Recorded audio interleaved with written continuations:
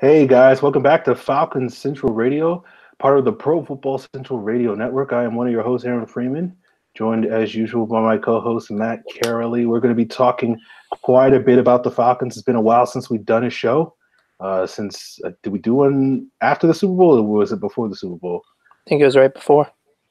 So basically, we got a lot of Falcons news to catch up on. If you guys haven't been keeping track of the Falcons Central Radio Facebook page as well as the Falcons Central Radio Twitter page, then you may have missed some of Matt and I's takes on some of the recent roster moves that the Falcons have done. We'll sort of give you a recap of that, but I would definitely go back and recommend you checking out those that we did live earlier this month to get sort of our more deeper, in-depth analysis with those roster moves. But in addition to sort of discussing those things, we'll sort of talk a little bit about, sort of the mock draft craze. I recently put up a mock draft on FileFans.com. Our good friend D-Led created a firestorm on Twitter the other day with a recent mock draft. So we'll sort of talk about sort of Matt's thoughts on sort of where the Falcons may be headed in the first round as well. And of course, the big thing topic we want to get to tonight is talk about this weekend's big event, which is the NFL Scouting Combine, and sort of get some thoughts ahead of time about sort of which players we think may, shine and whatnot, and give you some guys to keep an eye out.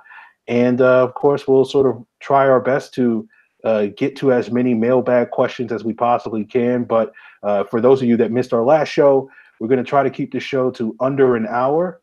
So I'll stop talking in a second so we can get to it. But just for you guys to know that for future shows from the foreseeable future, we're going to try to do 45 to 60-minute episodes. And if we don't get to all your mailbag questions in that show, then we will be coming later on Twitter at Falcons PFC, as well as on Facebook at Falcons Central Radio to answer sort of any leftover questions. So you definitely want to send in your questions ahead of time, because it's much higher probability that you will get your question answered on upcoming shows. So with all that being said, let's jump right in. Let's talk about the recent roster moves the Falcons have made since we last did a show. That includes their cutting of Robert Alford and Brooks Reed. They also announced that they were not going to pick up the option on kicker Matt Bryant, which is going to make him technically a free agent, but it's essentially cutting him. They're not going to tender Brian Poole, one of their restricted free agents, as well as it's been announced that they're not planning on re-signing offensive guard Ben Garland.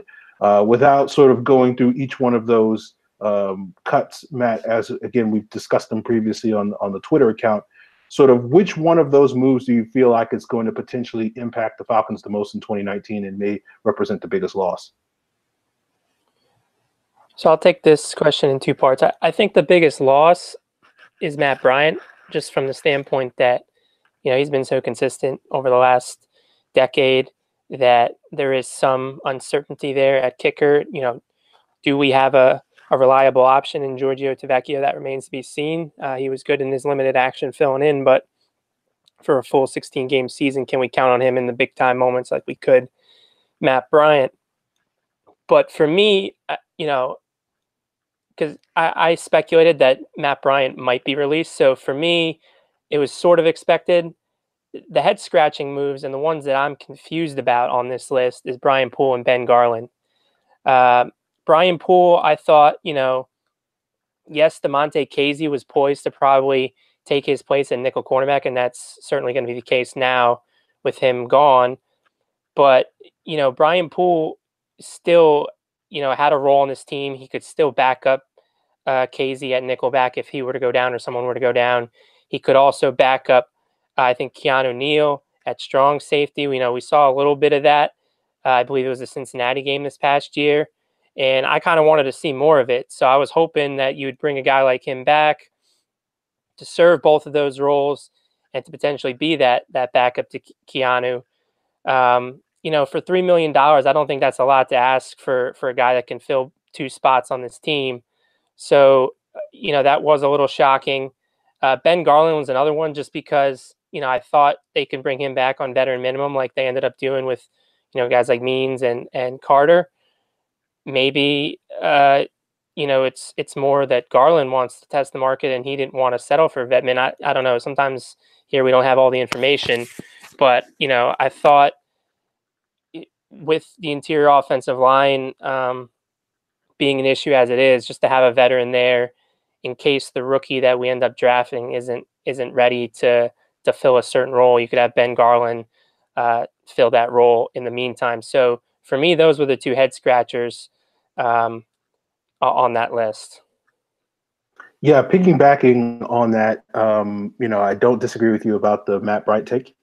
In terms of Brian Poole, I think you're right. In terms of, the expectation was he would get an RFA tender at about 3.1 million, which is expected to be the second round tender this year.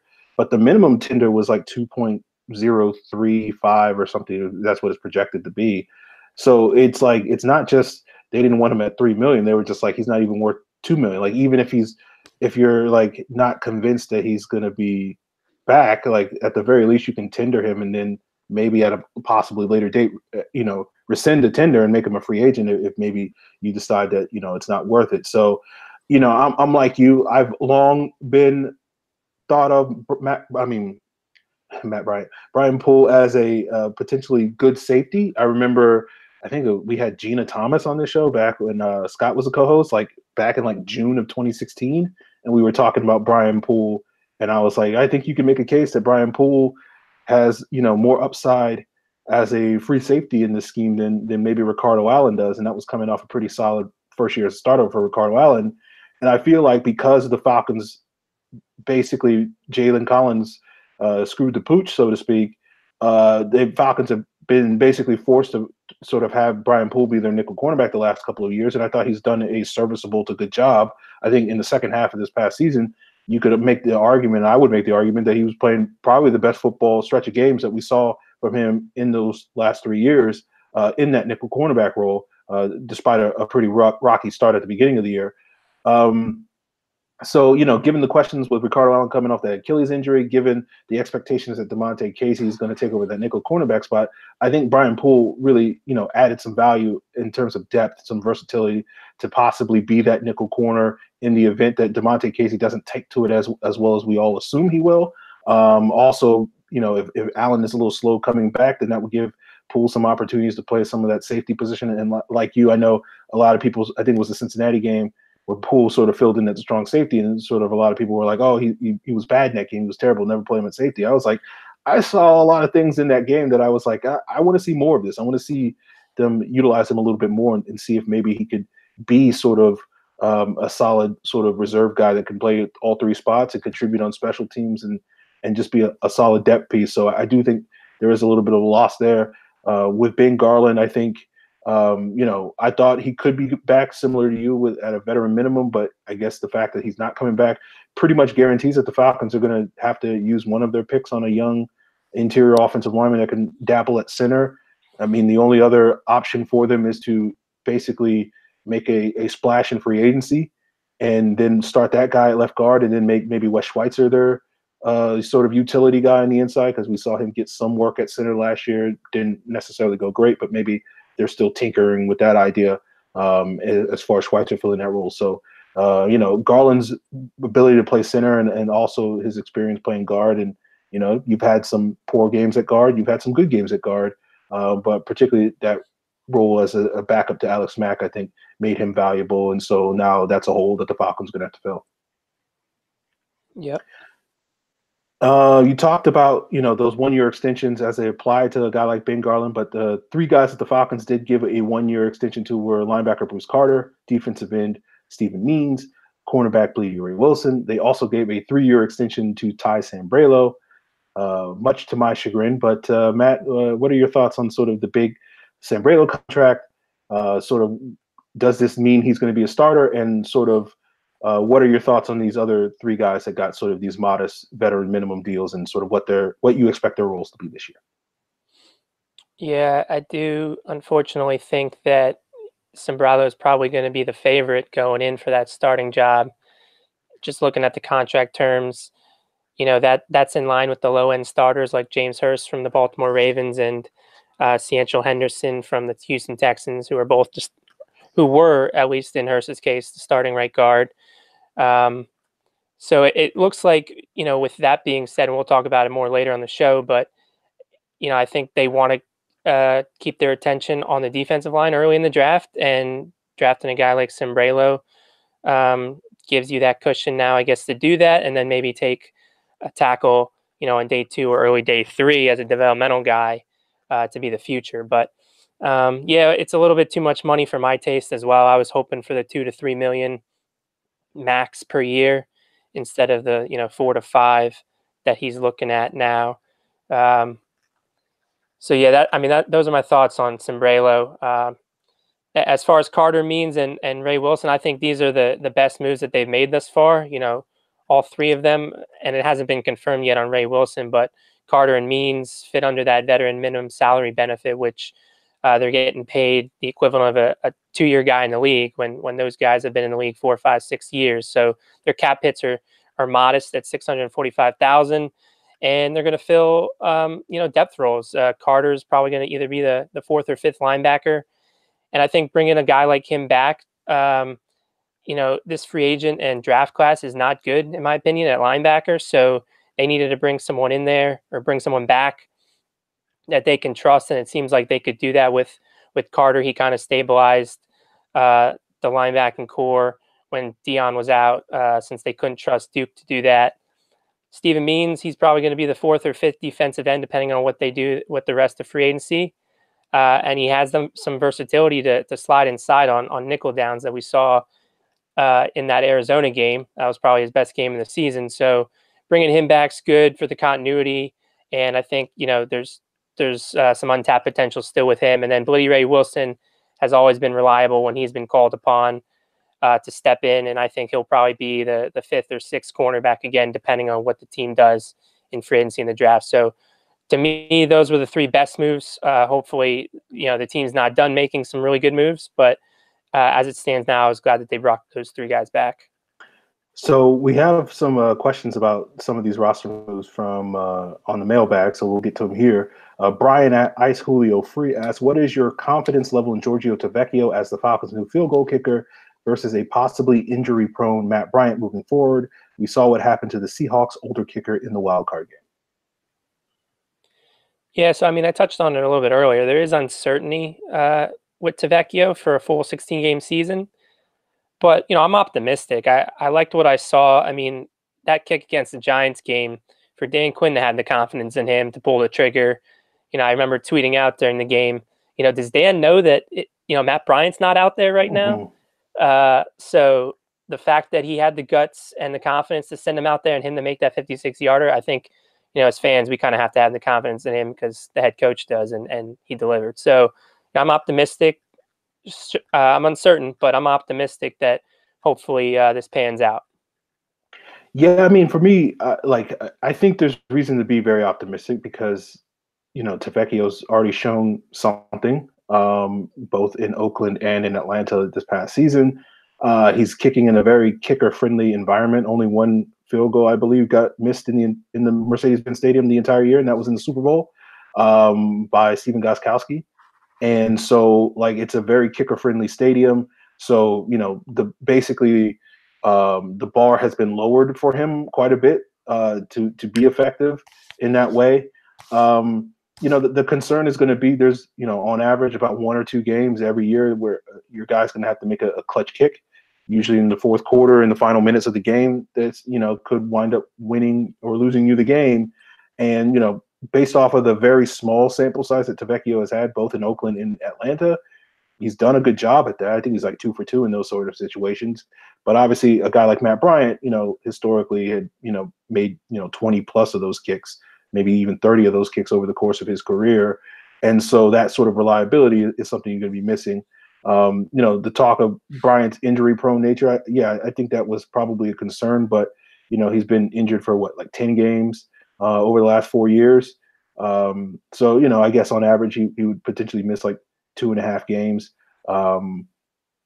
each year, or potentially this year. But to me, filling in for Matt Bryant for 2.5 games to me wasn't a huge obstacle that I think the Falcons couldn't overcome. But we'll have to see what Giorgio Tavecchio does this season. Justin Sandu asked at Justin 201224. He asked, how many more years will Sombrero be on the Falcons roster? I think he'll be on it in 2019 and 2020. Much like I kind of think, Brandon Fusco will be on this year for his second year. I kind of think that's what their mindset is with this Sembrilo deal. Is it's more of a bridge, so that again, I think they're going to try to focus on the D line early in the draft, and in order to do that, they had to bring back Sembrilo to kind of stabilize the tackle spot, since it looks like Schrader is done in Atlanta. So I think he'll be here the next 2 years. I'm expecting him to only stick around for 1 year. I think his contract is really structured where I think his cap hit is like 5.75 in 2020. So to me, like the only chance, like I don't think there's any chance that the Falcons going to bring him back to be a backup at that price tag. So he has to basically win the starting job this year and keep it, which I wouldn't say is impossible, but given my expectation that even if the Falcons don't take an offensive tackle in the first round, that they'll take an offensive tackle probably in the second, third, fourth round at the very latest. And given the depth of this offensive tackle class, I'm fairly confident that even if the Falcons don't necessarily pull the trigger on an offensive tackle in the first 2 rounds, they'll still be able to get a talented player that will, if he forced a red shirt this year, the Falcons will sort of use him like in the same way that they use with Wes Schweitzer and sort of get ready to plug him into the starting lineup in 2020. And I just feel like Sembrilo, while he played well in the latter part of this season over the last 4 games, I think, expecting him to, play well against an old and busted Julius Peppers and Benson Mayowa and Carl Nassib is nothing compared to some of the guys he's going to face this year as a full-time starter, like J.J. Watt and Michael Bennett and Daniil Hunter. And I feel like once that level of competition, I think we'll probably expose him a little bit, and we'll be sort of talking about him like, that 6 games where Ty Sembrilo was a starter was fine. To me, it's similar to like the Garrett Reynolds sort of situation where the Falcons kind of asked Garrett Reynolds to plug in for Harvey Dahl in 2011, and Garrett Reynolds was not good that first year, but he was okay overall for like the next 3 years, like a low-level starter. But it was very clear that the Falcons could definitely upgrade that spot. And I think if they wind up drafting a very talented offensive tackle, which, again, I'm assuming they will because they can't punt on a talented young offensive lineman with a premium draft pick for 5 years in a row, can they? So I sort of expect, that guy will wind up being pushed into the starting lineup, if not by the end of this year, at the start of next year. So I think Ty Sembrilo will be moving on out after this year. What do you make of Dimitrov's comments? I think it was on 92.9 at the end of January about, their philosophy that tackles haven't been shown that they can transition quickly to the NFL. And do you think that had anything to do with this potential move? I don't know where like that. I mean, if that was his take, that's kind of just an awful take, because like there's been plenty of tackles that have been able to transition to this league. They just get taken high because, like Taylor Decker and Ryan Ramczyk and Ronnie Stanley and several of these guys, they just happen to be like top 20 picks for the most part, where the Falcons were potentially going to be taking a tackle. So like the idea that like, tackles don't I don't know, like that doesn't. Well, that's the thing. It's like we've only seen it once. Well, I guess we saw it with Sam Baker and we saw it with Jake Matthews, where other than that, he's been almost gun shy, you could say, of taking offensive linemen. And this take and this philosophy seems to go hand in hand. And it's like, I see fans commenting about it all the time. Like, what's the track record of them drafting offensive linemen? And that's why you see in these mocks that, even D-Led, and we'll get to it a little bit later, even D-Led has said it, that where's the evidence of this front office drafting offensive linemen? And that's why he usually mocks other positions. And again, I was of the mindset a couple of weeks ago that I was hoping that would, that would change this year, and they would kind of invest in the offensive line in the first couple of rounds and kind of take to free agency to address the defensive line. But now with a move like Sembrilo, there's more and more evidence stacking up that suggests that this front office either can't evaluate offensive linemen, don't think that they need a draft premium resources there. But I don't know. It seems like now there's a legitimate case for it with this Sembrilo signing. Yeah, and it's just weird because every time Dimitrov talks about the Falcons' needs, he talks about the offensive line. Yeah. So it's like it's all set up there for the Falcons to finally do what they haven't been doing for many years. And like, for me at least, when I hear people say like, yeah, their track record of drafting offensive linemen is terrible, and like it's not wrong, but like part of the reason why the Falcons have had poor offensive line play pretty consistently over the last 5-7 years is because they don't draft offensive linemen. I mean, like, trading for Julio Jones, they lost the opportunity to pick a guy like David DeCastro in the first round in 2012. And imagine the world if they had taken David DeCastro in the first round and then Kelechi Osemele in the second round instead of Peter Kahns and Lamar Holmes with those picks. And the whole idea that, the Falcons can't draft offensive linemen would be a non-issue. They would be like, oh, this is the position that they draft the best at. And so it's like, it's one of those things where it's like them being a little bit gun shy is like, you can argue that's the reason why they haven't been good at drafting offensive linemen. So we'll have to see how it goes. But like, I think it's less likely the Falcons are going to take an offensive lineman in the first round, but I still feel like there is, we'll have to see who's there. But yeah, like, I wouldn't rule it out either. I mean, you look at the structure of the contract, like you said, they can get out of it after 1 year. First year cap hits $3.2 million. Ben Garland was a $2.9 million backup last year. So, essentially, if they do some more moves in free agency and do address the defensive line and create some flexibility for themselves, they can take an offensive lineman in round one and make him the starting right tackle. And, Sembrilo maybe flexes in the guard at times, or, he's just a highly paid backup, which again, Ben Garland was, and that worked out because we needed to use Ben Garland this past season. So I shouldn't rule it out. I think there's still a chance, but I'm now leaning more towards the defensive line. yeah, I mean, I think there's reasons, and we'll talk about that in a second. I think, look, I'm not happy about the Ty Sambrailo contract. If it's a 1-year deal, it's okay. It's a little more than I would have wanted. But basically, my thoughts are, like, if they draft a good offensive tackle, it's not going to mean anything. They can get out of the contract, and that guy will get plugged in and be the starter at right tackle for the next like 7 years, and no one's going to remember that they overpaid Ty Sambrailo. If they don't do that, then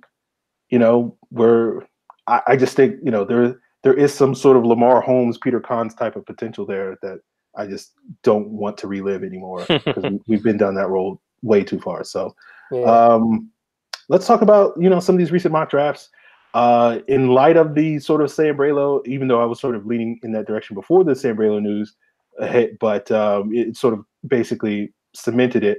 On FalFans.com, I had a recent 7-round mock draft where I projected all the picks for the Falcons, all 9 picks in all 7 rounds, and I had them taking an edge rusher in Florida's Ja'Kai Polite in the first round. You mentioned D. Orlando Ledbetter, our good friend from the Atlanta Journal-Constitution, lighting Falcons Twitter on fire yesterday. I was at work, and then I come back, and everybody's talking about who thinks the Falcons are taking a cornerback in the first round, and apparently it was because D-Led had them taking DeAndre Baker, the cornerback from Georgia, in his mock draft. You recently tweeted out this week that you feel like D-tackle and edge are sort of the top 2 needs in terms of a hierarchy of where the Falcons will go in round 1, but you also mentioned offensive tackle as a third option, and then sort of as I assume sort of a distant long shot 4th option, potentially a cornerback, potentially a linebacker. I cede the floor to you, Matt, to discuss those topics as you would.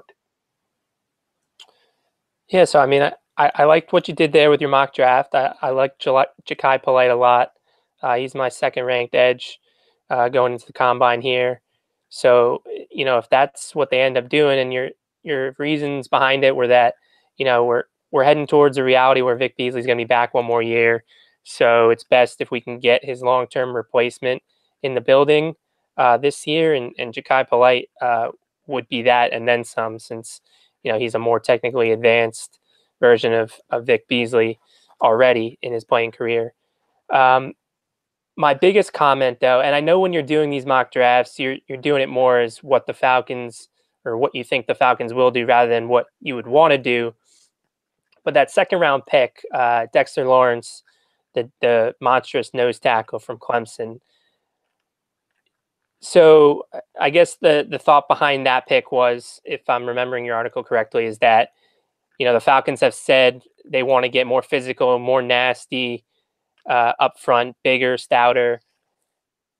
And, all the comparisons keep getting made to that, was it 2013 or 2014 offseason where they signed Tyson Jackson and Paul Soliai.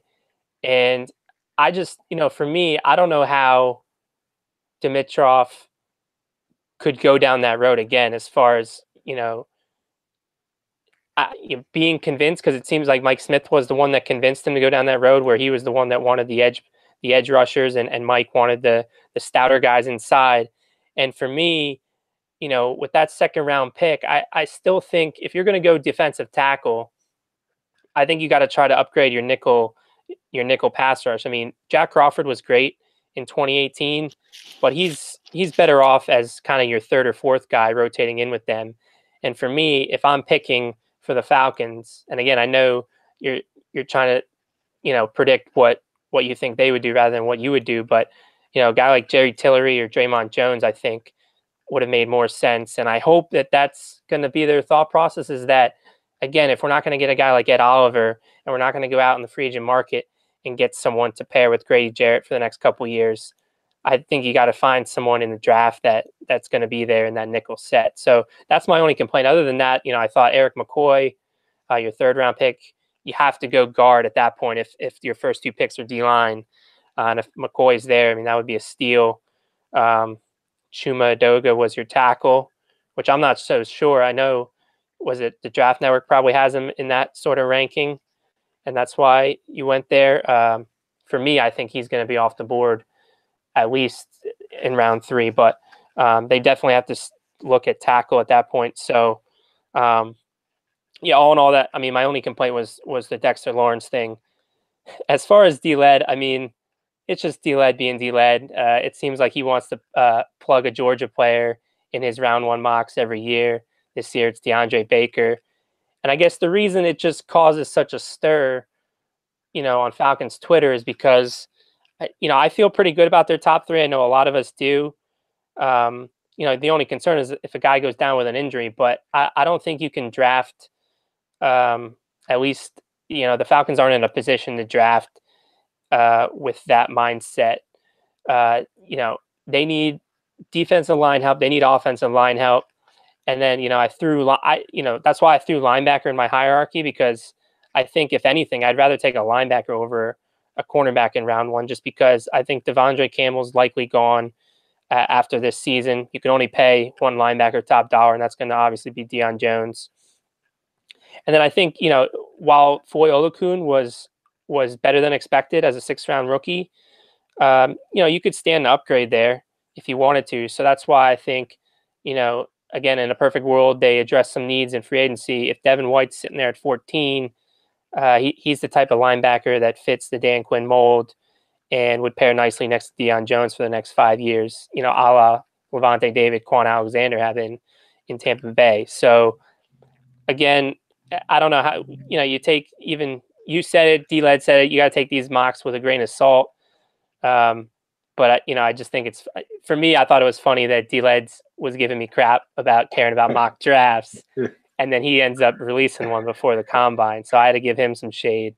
So that was more the shade I know that I where was you were throwing. coming from. Yeah, I didn't care that DeAndre Baker was the pick, but I can see why fans online care. So,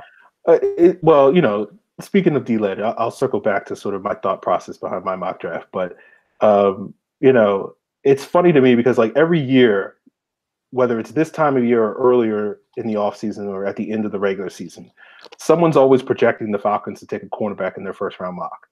And every year people complain, like, it's been happening pretty consistently since, I think, 2016. And every year people have the same complaint, man, like, man, whoever keeps mocking the Falcons a cornerback hasn't watched the Falcons. They have Robert Alford and Desmond Trufant. They're some of the best. Or these people aren't watching the Falcons. They're fine at the nickel cornerback position because they have Brian Poole and he's really solid. Or they just drafted Isaac. It's every year. And so it's hilarious to me that every year people just get, riled up. And, like sometimes sometimes you think D-Led does stuff because he's a little clueless, but I think sometimes he's very calculated with some of the things that he does. Yeah, absolutely. And so like I just get a laugh out of it, just sort of how sometimes these things blow up and people reacting to, pre-combine mocks where D-Led says, take it with a grain of salt, and then no one takes it with a grain of salt, and I don't know, maybe his whole like, it's for losers comment is maybe he's needling people a little bit. Like if you overreacted to this mock draft, then maybe he's called, I don't know, but I just find it funny to me, just sort of that whole situation. But going back to the thought process I have, and you talked about a lot of the topics that I'm sort of trying to wrap my brain around. I personally, based off of the comments that, like Arthur Blank made around the Super Bowl time, in terms of like he's talking about fixing the defensive line as far as upgrading the run defense. I have a feeling, and then you couple that with the expectation that Vic Beasley is going to stay, which we've been talking about on previous shows, where it seems all signs are pointing to Vic Beasley staying. I don't think the Falcons sort of feel like their pass rush is as problematic as probably you or I and a large percentage of the fan base thinks. I think they're sort of like, we're going to improve our run defense, and between Tack and Grady and a resurgent Vic Beasley and Jack Crawford and whoever else, and in this situation where I had the Falcons taking Ja'Kai Polite in the first round, our pass rush is going to be just fine, and we really need to sort of beef up our run defense. And sort of the thought process is like they unveiled that NASCAR package at the end of last season, and I kind of think that's kind of what they want to do moving forward, where in this situation, in this scenario, you have with Beasley and Polite on the edges, kick Tack inside and have him play next to Grady Jarrett this season, and then basically punt having your long-term, nickel edge rusher or nickel interior rusher beside Grady Jarrett to next season, and just sort of just focus on having this wall of beef with DeMarcus Lawrence and Deidre Senat to help beef up, what has been a pretty consistently awful run defense since like the first half of 2015 in the Dan Quinn era. I would certainly make the argument that their pass rush has been pretty awful too, equally awful. And that's one of the frustrating things. And I think given the style of the team, if it was up to what I would do, I think I would completely emphasize the pass rush, because we have an offense that can score a lot of points, that hopefully will score a lot of points this year. And I expect to score a lot of points, and will force teams to play from behind like we did throughout 2016. And then that will allow our pass rush to pin our ears back. Like, I think our defense is tailored to stopping the pass. I don't think our defense is really tailored to stopping the run. That has been a frustrating part of watching this defense over the years. But at this point in 2019, I'm kind of over it, because outside of a handful of games where our run defense is problematic, it really hasn't affected this team that much outside of, maybe one or two games a year. And to me, the thing that affects them pretty consistently is the lack of pass rush, the inability to close out games and get pressure on quarterbacks. And we just see teams just drive up and down the field against them in the fourth quarter. And, where we saw it in Cincinnati, we saw it in New Orleans. You saw that in the playoffs last year. You saw it in the Super Bowl. Like, I can certainly point out more examples of our pass rush not being able to affect the quarterback more so than our inability.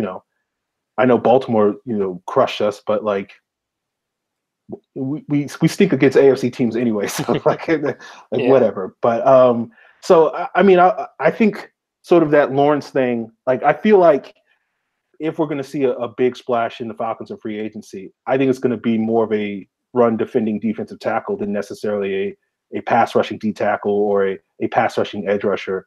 So I think that's kind of where their priority is. And then, they'll address the pass rush at some point, but I think it's more likely that they'll just get a young, talented player to sort of build around for the future, rather than necessarily spending the money in free agency and whatnot to upgrade that spot.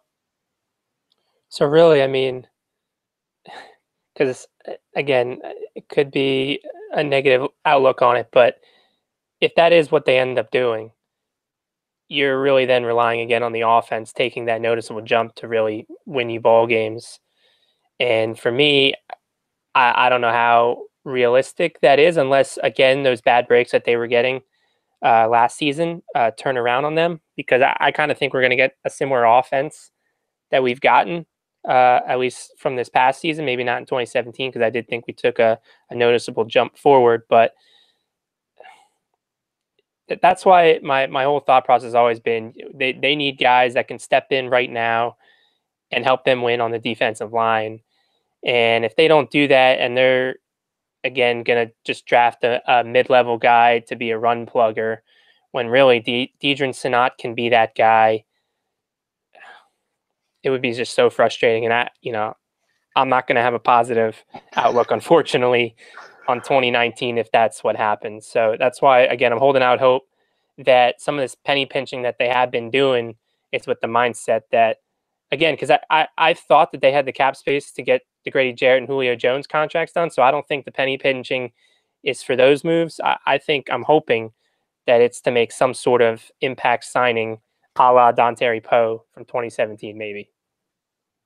No, look, man, you're not going to get an argument from me because I think we talked about this when we had Evan on the show last month, and basically we all like agreed, like whether it's Malik Jackson or Gerald McCoy or Brandon Graham or somebody, like the Falcons have to invest in the D line, in the pass rush, in this free agency class, and then let the chips fall as they may in the draft, and just sort of relying on some rookie pass rusher to enhance your unit is not really the best strategy because we know that it takes time for pass rushers to click. Look at Grady Jarrett. He didn't really become a difference maker as a pass rusher.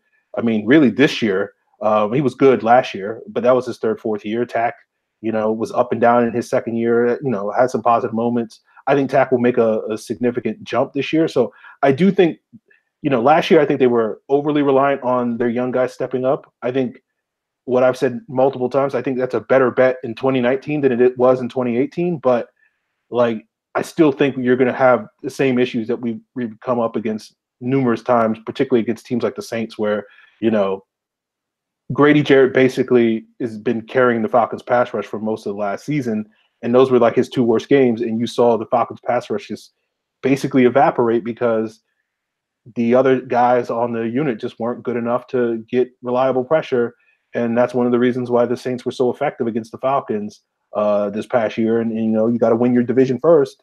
And if you can't beat the defending champs in the division because you can't get pressure on the quarterback, it's going to be hard for you to win division. That makes it harder for you to make the playoffs. And if you're stuck being a wild card team, it's harder for you to win in the playoffs and go on the road, particularly if you don't have a great defense, as the Falcons often do not have. And so you can start this sort of domino effect of sort of like, in the argument I've made numerous times, and I'm sure you agree with for the most part. This is one of the few issues I think we're sort of on the same page on. But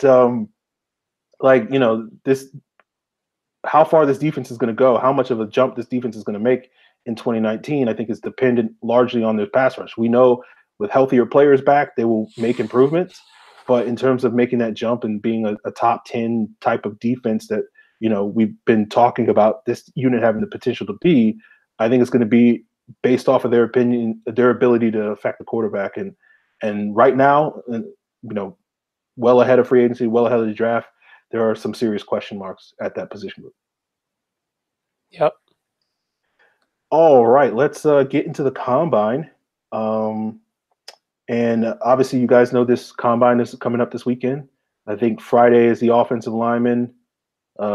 Saturday is the quarterbacks and offensive skill positions. And Sunday is the D-line linebackers. And Monday is the defensive backs, I think is usually how it goes. Tight ends and whatever else is one of them days. I guess, whatever. Yeah, I have no idea. I'm going to take your word for it. So I think tight ends are the offensive line day, I think. No, they might be the wide receiver day. I don't know, man. But those are the position groups it's this week. That's all you need to know. Just watch this week. Yeah, Friday, watch the offensive linemen. If you're into the quarterbacks, watch them on Saturday. Basically, you're going to be watching Friday and Sunday. That's the two main position groups the Falcons have to deal with: D-line, offensive line. So there you have it. Let's talk a little bit, Matt, sort of an overview of sort of, you hear a lot of takes this time of year where like, oh, the combine's overrated, or then you sort of see the opposite side of that where it seems like people put a little bit too much stock in the combine, sort of as a replacement for, watching players and just sort of creating formulas about who's the most athletic and then basically ranking guys based off of some weird metrics. on athleticism. I'm curious, sort of on that spectrum, where do you fall? Well, it's interesting because I'm gonna try to take a different approach to it. I'm not gonna put too much stock into it as far as, you know, I think it can certainly help guys this week. For me, I have some question marks. Some guys in my rankings are tied. For example, I have Brian Burns and Cleveland Farrell tied as my number 3 ranked edge, and I think the combine will go a long way to separate those players. And I think that's kind of the case in general for me for the combine, or how I'm going to use the combine this year. But for the most part, I kind of want to, trust the tape and kind of, we watch these players throughout the college season and then in the off season and stuff, and do all this work on them, and kind of formulating opinions and whatnot. And then to have those get thrown out for, one day of guys in, you know, um, they're boxers in a sense, just running around doing drills. Um, I think, is a little too much, or, like you said, maybe a little overrated. So for me, I'm going to use it to separate guys, maybe confirm some opinions. Obviously, I'm going to be watching Ed Oliver, and there's been all this talk and all this nitpicking about his game and him seemingly falling down draft boards. But I can't wait for him to shut up all those naysayers and kind of, go out there and show what a lot of us have said about him, and that he's just a freak of nature as far as an athlete's concerned. And I think that's what a lot of this is it's a showcase for these freak athletes to do, freak athlete things. So for me, I'm not going to put too much stock into it. I'm reminded of Orlando Brown from last year's combine, who had a terrible combine, um, did not look like he belonged out there. But, if you went back on the tape and stuff, and, coming into that, a lot of people thought he was, one of the best tackles in that class. And then he seemingly just, free fall down boards because of that combine. But, look what happened this season. He was a plug and play starter. He, surpassed James Hurst, which I alluded to earlier on the show. So, and now is going to probably be Baltimore's right tackle for the next 7 to 10 years. So, again, I think the combine has its perks as far as kind of, confirming what we already know about a player, or maybe separating guys on our boards. But I think all in all, I think the tape should be first and foremost as far as, our opinions on these players. Yeah, I mean, for me, I put value on the combine. Depending on the position group, like edge rushers, there is a clear sort of correlation between sort of your productivity as a pass rusher with sort of how well you test. Typically, it's hard to be a successful NFL pass rusher if you're not if you're a below average athlete at that position. But just because you test well doesn't necessarily prove that you're going to be a great pass rusher. Vic Beasley is arguably a good example of that. So, like, for me, the way I sort of use the combine now is because I'm not necessarily like locked in on college football during the season. I try to watch, guys at position groups where the Falcons have a pressing need, like this year at offensive line, defensive line, edge rusher, and try to watch as many of those guys that are sort of projected to go in the top 50 or so, top 75, leading up to the combine as possible, just to get some groundwork. But the combine is basically a way to sort of eliminate some players, like with the Falcons in specifically, they tend to really value the 40-yard dash and the broad jump in the Dan Quinn era. Like I have some numbers I'll throw at you guys. Like if you look at the 25 draft picks the Falcons have had, 22 out of those 25 have scored in the 48th percentile or higher by their position at the 40-yard dash, which basically means they're an average to above average, speed guy, and that's across all position groups. And 14 out of those 25 were in the 72nd, roughly the 75th percentile or higher. You look at the broad jump, 20 out of 25 were in the 50th percentile or higher. 14 out of 25 were in the 74th or 75th percentile or higher. You compare that to some of the old metrics that the Falcons would often focus on, like the 3-cone in the Mike Smith era, and that comes from sort of Dimitrov's Patriots background, because the Patriots love the 3-cone. But, only 13 out of the 25 guys are in the 50th percentile or higher. Only 7 out of the 25 sort of have that, agility where they're in the 75th percentile or higher. So it seems like the Falcons put a more emphasis on it. So for me, it's a lot of guys that are like, oh, that guy's like a potential second, third round guy. But if he didn't, has a really poor 40, can't jump. Particularly on the offensive and defensive lines, it's a little different at other position groups. Like then I'm going to be like, okay, I'm not going to put as much time and energy into watching more of that guy because I don't necessarily feel like he's going to meet sort of the Falcons' athletic thresholds. And so I can now focus on some of the guys that do sort of pop in there and like, oh, okay, maybe I need to watch this guy who, ran a 5:05 40-yard dash, at 320 pounds. And that's like, okay, that's something to keep an eye on moving forward. So, and it also sort of helps me find some of these day three guys because I don't really watch that many day three guys at this point. And typically the Falcons will try to find some guys that were in the All-Star games, but also are athletic, and they'll sort of target those guys on day 3 of the draft. And they've done that pretty consistently. So that's sort of how I use it. It's just kind of like a way of just be like, okay, I need to do more homework on this guy. I don't necessarily need to go back and watch the film of this guy because, he bombed the combine or whatnot. But again, it's not necessarily strict like that. But yeah, that's how I basically use it at this point. Any players that you're particularly got your eye on? Look, I'm like you. I'm like Ed Oliver. I'm like I want him to live up to the hype that we've been building up, and Yeah. I feel like he will. And all the whole sliding talk. Jonah Williams, another guy, because I've been saying for a while now that I feel like Jonah Williams' draft stock is going to depend heavily on his combine, how athletic he tests, what his length is, and sort of all the talk is you're hearing about him being a guard because he's not long enough, not athletic enough to be an offensive tackle, even though when you watch the tape, he's like the most consistent player. And so, I don't expect him to bomb the combine because I do think he's a better athlete than he's often given credit for. But I am sort of curious how he tested in comparison to some of these guys like a Andre Dillard or Jawan Taylor or Cody Ford, or who are in Yadni Kajus, who are noted for their athleticism.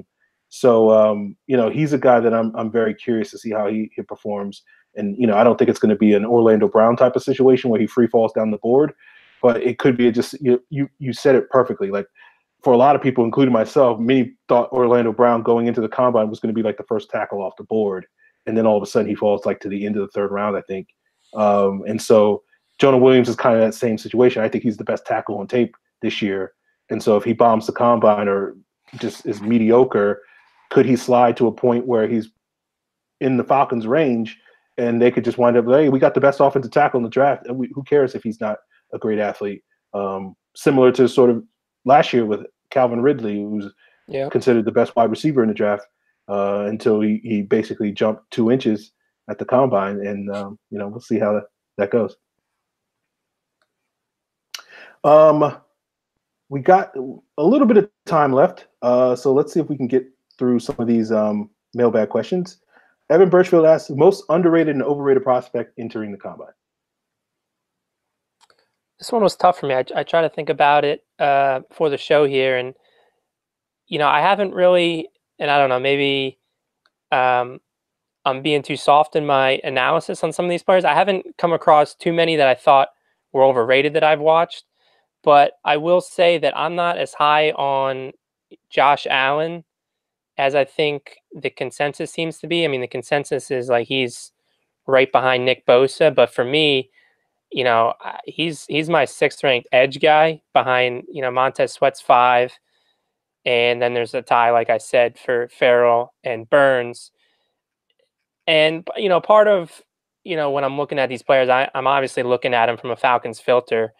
So, I don't think he's a fit first and foremost in this defense. But to me, when I watched him at Kentucky this year, he put up some massive numbers as a pass rusher, but that's not how he was used, 100% of the time or anything like that. So, I mean, maybe if a team commits to him there, the ceiling, the sky's the limit for him. But as far as me trying to put a projection on him, I look at him more as a 3-4 outside linebacker or an Anthony Barr type player. Anthony Barr had, not nearly the production, I guess, as a pass rusher at UCLA, but he did have some that made you think, well, maybe he's a pass rusher. But the Vikings drafted him and made him a linebacker that does rush the passer at times.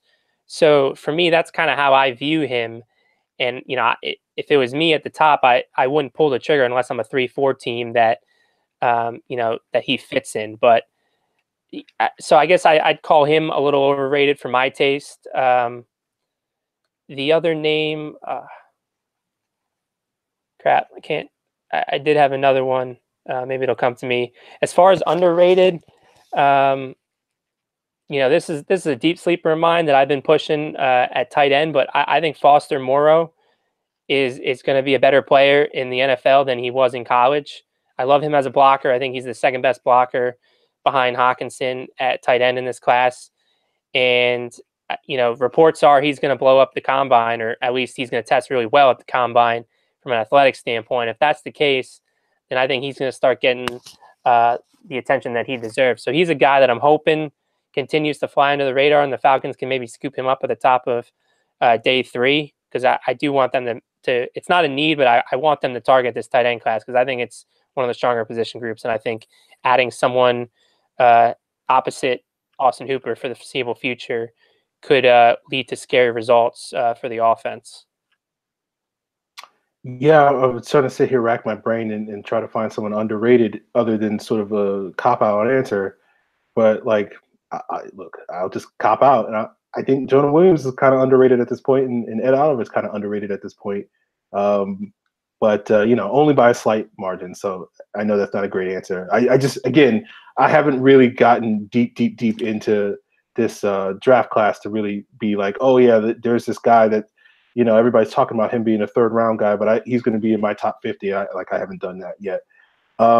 As far as overrated goes, like, I've been along. Sorry, I was going to jump in quick. Jawan Taylor is that other name for me that I think is overrated. Yeah. Okay. I didn't love Jawan Taylor when I first watched him. Then I watched 2 more games and I was like, oh, okay, I get it now. I like him. But for me, like, I've been pushing the whole Clemson group is overrated hard, just because watching them this summer before the season, I was like, man, people are talking these guys like first-round picks. I don't think there's a first-round pick among them. Now, I think Christian Wilkins improved his stock that I would definitely give him a first-round grade, probably a late first-round grade. Cleveland Farrell to me is kind of the guy that's sort of like, Dexter Lawrence has never been a first-round talent, but, like, he's good at what he is. So, like, if you take him in the second round, third round, like, he's going to be a solid player for you. Austin Bryant is like a day 3 guy to me. He's just an athlete. But Cleveland Farrell's always been an interesting guy because, like, the question I've always had about Cleveland Farrell is, can he bend? Like, to me, he's very similar to Takk McKinley, who lacks that bend. But unlike Takk, I don't think Cleveland's always been done a good job converting speed to power. And so because of that, like, I feel like, what is his go-to pass rush move going to be? Because he doesn't have the bend to really be a speed rusher, and he doesn't have the power to be a bull rusher. So we're basically relying solely on his technique and whatnot. And, historically, Clemson pass rushers aren't known for their outstanding technique or anything like that. So I have a lot of questions with Cleveland Farrell, and I'll be curious to sort of see how well he tests. I think he's a good athlete. I think he's going to, run fast and jump far. But I do wonder for him specifically, like, what is that 3-cone going to look like? And that will sort of, look, the premium at the position, if someone took him in the first round, I wouldn't be like, oh, that's a bad pick. But I kind of feel like he's more like a high second round pick that, because of the premium position, might get pushed up the board. But maybe he can, challenge that assumption a little bit if he tests as a better athlete than I think he is, watching him this weekend. All right, I think we got one more question in us, Matt, and we will then punt the rest to later this week on Twitter and or Facebook. So again, want to remind you guys, definitely want to follow Falcons PFC on Twitter, as well as hit that like button at Falcon Central Radio on Facebook, so that you can get the answers to all your many questions. We apologize in advance for not getting to them. But our question comes from Sean J. He sent it in several weeks ago, so we definitely want to allow. He probably forgot about it from now. But is it a general consensus that Vic Beasley is a better player than Dante Fowler? And then he added, for the Falcons. For me, it's kind of like a push. If that's what I'm forced to choose with, I'd rather just roll with Vic. But I guess maybe price too should be considered in this discussion too. I mean, Dante Fowler is not a free agent. Vic Beasley's looking at a $12 million price tag. So maybe if that's weighed, you're going to lean towards Dante Fowler since you're going to probably get him cheaper, on the open market. And, if you were to dump Vic. So, maybe in that regard, I would take Fowler. But to me as a player, I don't think Fowler is any better than Vic. I mean, for me, they're both one-note speed rushers. I think you can make the case, and from what I've seen, I think Fowler's a little bit better at that one note than Vic Beasley is, a little bit more consistent at using that. But you're right. I don't think there's really a gap between them. And I would probably argue the opposite because Fowler is a free agent, you're going to have to sign him to a long-term deal, and that's going to average 8 to 10 million at the least, and probably require But maybe guarantee. isn't that what we were arguing the Falcons might be doing now with Vic? So at that point, I guess. I refuse. I'm going to be denial. I just refuse to believe that the Falcons are going to pay that type of money to Vic Beasley. So my official prediction on what happens with Vic Beasley is the Falcons just sort of, keep him on this 5th-year option and he plays one more year. So weighing that between paying Vic Beasley 1 year, 13 million, or paying Dante Fowler 15, 20 million plus guaranteed over the next 2 years, I'd rather just pay Vic Beasley for 1 year and move on from him next year and get better options than either one of those guys in free agency. So if that's how I would weigh it, but I think you can make a case that Fowler is a slightly better version, a more polished, more developed version of Vic Beasley, at least because he is a little bit more consistent using that speed rush, but they're both kind of like average pass rushers that you don't want to pay a lot of money to. They're basically like what Bruce Irvin was when he left Seattle, which is fine. But, Oakland looked at that and they're like, yeah, I don't know if he's worth what we paid him. He's a solid player, but not worth that type of money. So. Right. All right, guys. I know many of you sent in some great questions. I definitely look forward to answering them. You can blame Matt for his long-windedness on Ty Sambritt. No, I'm kidding. But we'll be back later this week to answer many of you guys' questions again. Want to plug the show's Twitter page, which is Falcons PFC. The show's Facebook page, Falcons Central Radio. And of course, you want to check out stuff at ProFootballCentral.com, as well as subscribe on YouTube to the show and hit that bell icon so that you can get the updates for when we go live. I'm pretty confident that we'll be back next Tuesday to sort of talk free agency and recap the combine. So, look forward to that. And at least for the foreseeable future, there should be a weekly show. I know Matt is busy this time of year, so I don't know if he's going to promise whether he'll be available this time of year. But, if it's not Matt, then we'll sub in somebody else. He'll tag in somebody, and we'll just keep chugging shows through at least March on a weekly basis. So definitely send in those mailbag questions. You want to use the hashtag Falcons mailbag to do so. Matt, anything you want to add? No, I think you touched on it all. All right. Yeah, go check out my mock draft at FalcFans.com too. More content coming on FalcFans.com. Don't click on that second link, though. Don't do it. Do it.